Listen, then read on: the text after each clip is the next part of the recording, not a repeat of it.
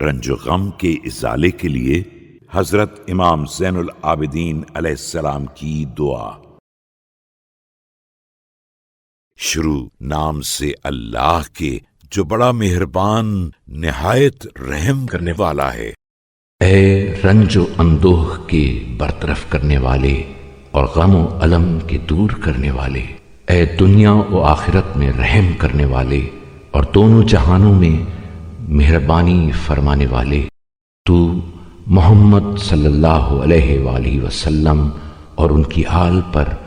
رحمت نازل فرما اور میری بے چینی کو دور اور میرے غم کو برطرف کر دے۔ اے اکیلے،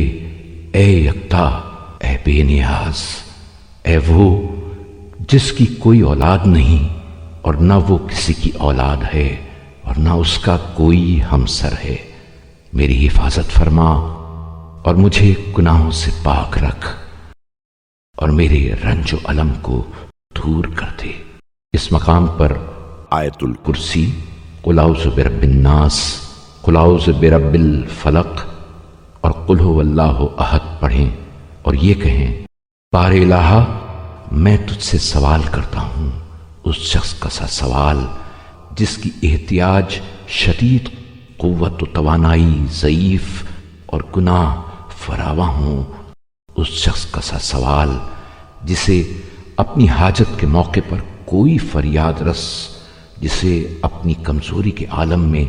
کوئی پشت پناہ اور جسے تیرے علاوہ اے جلالت و بزرگی والے کوئی گناہوں کا بخشنے والا